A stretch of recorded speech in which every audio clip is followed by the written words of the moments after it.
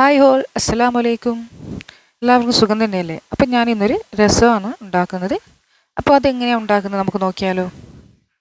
ഇത് അതിനായി ഒരു മിക്സിയുടെ ജാർ എടുത്തിട്ടുണ്ട്. അതിലേക്ക് ഒരു കുറച്ച് കുരുമുളക് ചേർത്ത് കൊടുക്കുക. പിന്നെ അതിലേക്ക് ഒരു 5-6 വെളുത്തുള്ളിയും അതേപോലെ ഒരു 3-4 ചെറിയുള്ളിയും കൂടി ചേർത്ത് കൊടുക്കുക. പിന്നെ ഒരു 3-4 വറ്റൽമുളകും കുറച്ച് ഒരു 1/4 ടീസ്പൂൺ നല്ല ജീരകവും ചേർത്ത് കൊടുക്കുക, അതായത് ചെറിയ ജീരകം. അപ്പോൾ നമുക്കിതൊന്ന് ചതച്ചെടുക്കാം. അപ്പം ഇത് ചതച്ചെടുത്തിട്ട് വന്നിട്ടുണ്ട്. നമുക്ക് കുറച്ച് ഇത് രസത്തിന് വേണ്ട കുറച്ച് പുളി കുതിർത്തി വെക്കാം. പിന്നെ വേണ്ടത് ഒരു ചട്ടിയാണ്, അത് അടുപ്പത്ത് വെച്ചിട്ടുണ്ട്. അതൊന്ന് ചൂടായി വന്നാൽ അതിലേക്ക് ഒരു 1.5 ടീസ്പൂൺ വെളിച്ചെണ്ണ ചേർത്ത് കൊടുക്കാം. അപ്പോൾ എണ്ണ ചൂടായി വന്നിട്ടുണ്ട്. ഇനി അതിലേക്ക് ഒരു 1/4 ടീസ്പൂൺ കടുക് അതേപോലെ ഒരു 1/4 ടീസ്പൂൺ ഉലുവ ചേർത്ത് കൊടുക്കുക. അതൊന്ന് പൊട്ടി വന്നാൽ അതിലേക്ക് ഒരു 5-6 ചെറിയുള്ളി ചേർത്ത് കൊടുക്കുക. ഇത് നല്ലോണം ഒന്ന് വഴറ്റി കൊടുക്കുക. അപ്പോൾ നല്ലോണം ഒന്ന് വഴന്ന് വന്നിട്ടുണ്ട്. ഇനി ഇതിലേക്ക് നമുക്കൊരു തക്കാളി ചേർത്ത് കൊടുക്കാം. ഞാനിവിടെ ഒരു വലിയ തക്കാളിയാണ് ചേർത്ത് കൊടുത്തത്. ചെറുതാണെങ്കിലും ഒരു 2 എണ്ണമെങ്കിലും എടുത്ത് കട്ട് ചെയ്ത് ചെറിയ ചെറിയ കഷ്ണങ്ങളാക്കിയിട്ട് കട്ട് ചെയ്ത് കൊടുക്കാം. ഇനി നമുക്ക് ഇതിലേക്ക് നേരത്തെ ചതച്ച് വെച്ച അത് ചേർത്ത് കൊടുക്കാം.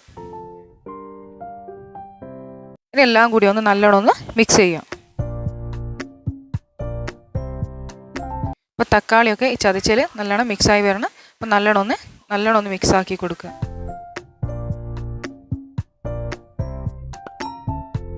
ഇപ്പോൾ തക്കാളിയെല്ലാം നല്ലോണം വാടി വന്നിട്ടുണ്ട്.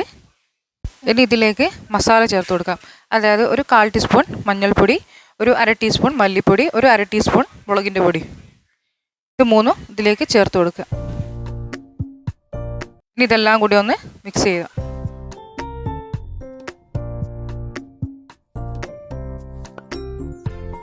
അപ്പോൾ തക്കാളിയിലേക്ക് ഈ മസാല എല്ലാം പിടിച്ചു വരുന്നവരെ മിക്സ് ചെയ്ത് കൊടുക്കുക.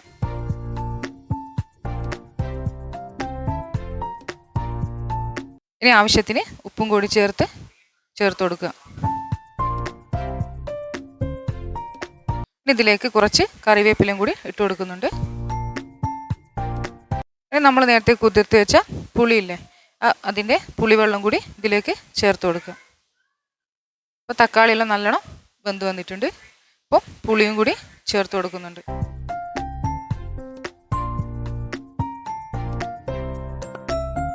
ഇതെല്ലാം കൂടി നല്ലോണം ഒന്ന് മിക്സ് ആക്കുക. ഈ ആവശ്യത്തിന് വെള്ളം കൂടി ചേർത്ത് കൊടുക്കുക. രസമായതുകൊണ്ട് കുറച്ച് ലൂസായിട്ടല്ല വേണ്ടത്, അപ്പോൾ കുറച്ച് വെള്ളം ചേർത്ത് കൊടുക്കുക.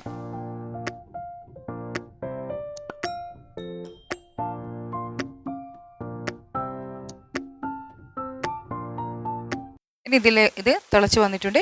ഇനി ഇതിലേക്ക് നമ്മൾ മല്ലിയില ചേർത്ത് കൊടുക്കുന്നുണ്ട്. അപ്പോൾ മല്ലിയില മസ്റ്റായിട്ടും ഇതിലേക്ക് ചേർത്ത് കൊടുക്കണം. അതേപോലെ കായപ്പൊടിയാണ് ചേർത്ത് കൊടുക്കുന്നത്.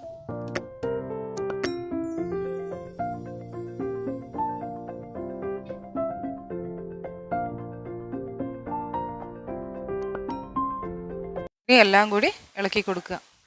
അപ്പോൾ അടിപൊളി രസം റെഡി ആയിട്ടുണ്ട്. അപ്പോൾ ഇതെല്ലാവരും ഒന്ന് ട്രൈ ചെയ്ത് നോക്കണം. അതേപോലെ ചാനൽ ഒന്ന് സബ്സ്ക്രൈബ് ചെയ്യണം, ലൈക്ക് ചെയ്യണം.